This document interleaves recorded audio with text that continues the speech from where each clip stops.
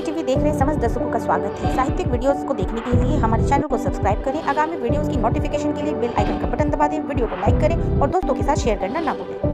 नमस्कार दोस्तों, कुल्लू मनाली की हसीन वादियों से मैं आपका अपना दीपक कुलवी।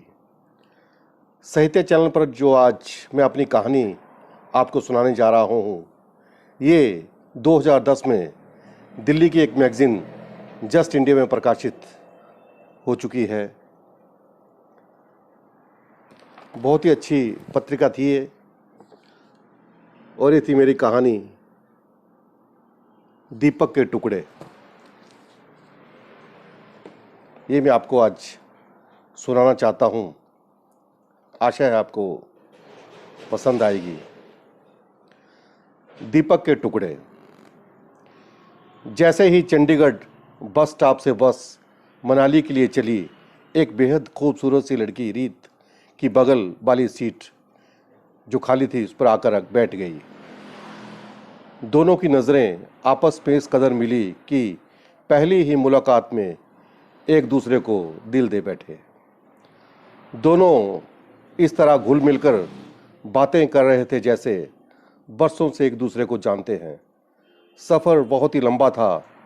लगभग दिल्ली से कुल्लू मनाली का सफ़र 14-15 घंटे का रहता है। सुबह से शाम हो चली थी। रीत की मंजिल करीब आ रही थी।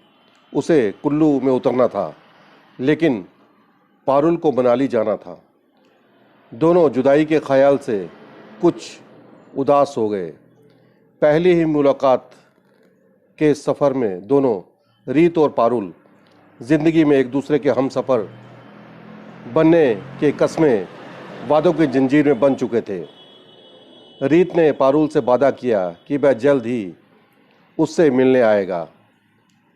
बस जैसे ही कुल्लू बस स्टॉप पे पहुंची, रीत पारुल से विदा लेते हुए बस से नीचे उतर गया और बस चल पड़ी।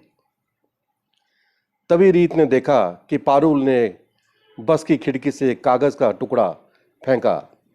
रीत ने उठाकर देखा, उसमें पारुल का पता लिखा हुआ था। रीत को अपनी गलती का एहसास हुआ कि अगर पारुल अपना पता ना फेंकती तो वे एक दूसरे से शायद कभी मिल ही नहीं पाते।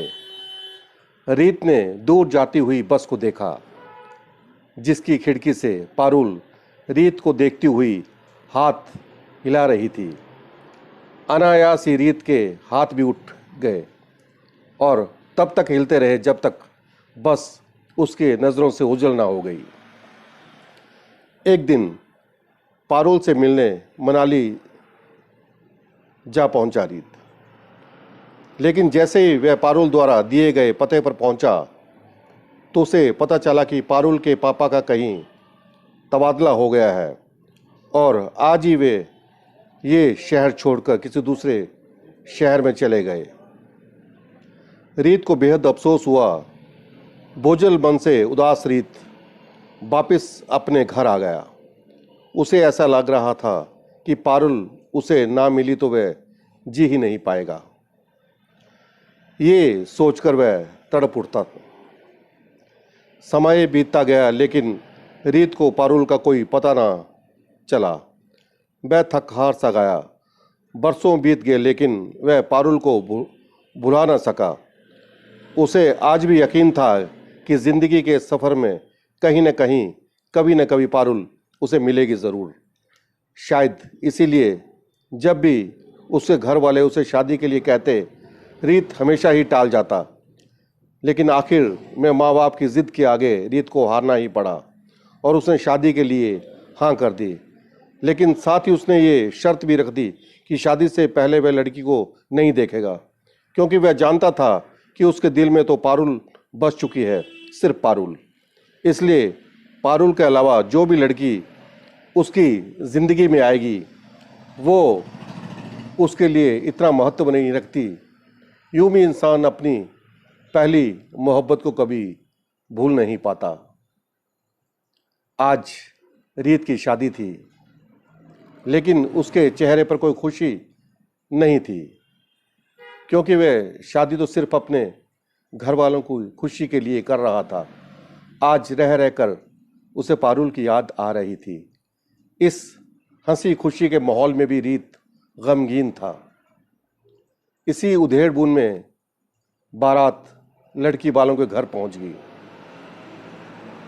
बाकी रस्मों रिवाज के बाद जैसे ही जयमाला डालने के लिए रीत ने अपना चेहरा ऊपर उठाया तो एकदम बिजली चली गई। चारों तरफ अंधेरा हो गया। हवा भी काफ़ी तेज चल रही थी। तभी इस खामोशी के माहौल में एक लड़की दीपक को जलाए तेज हवा के झोंकों से उसे बुझने से बचाते हुए करीब आती गई।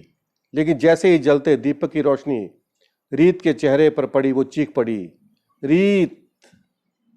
रीत ने भी उसकी तरफ नजर उठाकर देखा तो वह भी चौंक पड़ा, क्योंकि वह लड़की कोई और नहीं, उसकी पारुल थी, अपनी पारुल।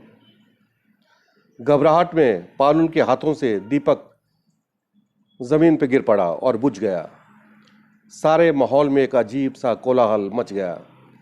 चारों तरफ अंधेरा ही अंधेरा था, कुछ भी नहीं दिख रहा था।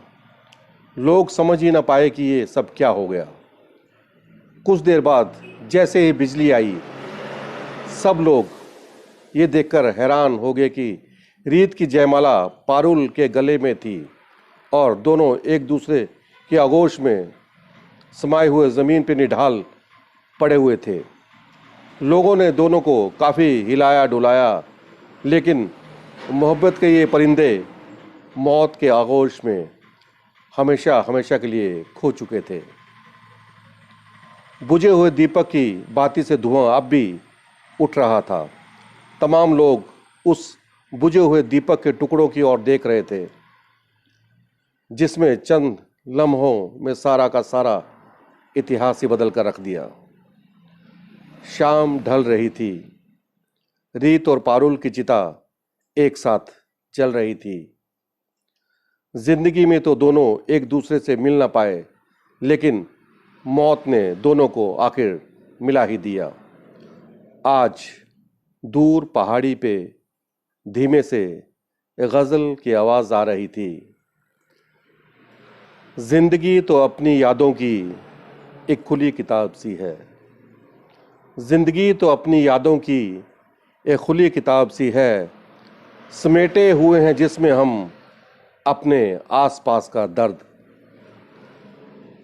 इसको खोलने से पहले बस इतना ख्याल रखना, इसको खोलने से पहले बस इतना ख्याल रखना, आपके अश्क ढल ना जाएं, आपके अश्क ढल ना जाएं, हमारा ये मिलन देखकर, हमारा ये मिलन देखकर। शुक्रिया, धन्यवाद। इसी तरह आपसे आगे भी अपनी रचनाओं को लेकर आता रहूँगा, चाहे वो गीत हो, गज़ल हो, कहानी हो, कविता हो। अब आप अपने दीपक कुलबी को इजाज़त दीजिए। शुक्रिया। साहित्य टीवी देख रहे समस्त दर्शकों का स्वागत है। साहित्यिक वीडियोस को देखने के लिए हमारे चैनल को सब्सक्राइब करें। आगामी वीडियोस की नोटिफिकेशन के लिए बेल आइकन का बटन दबा दें। वीडियो को लाइक करें और दोस्तों के साथ शेयर करना ना भूलें।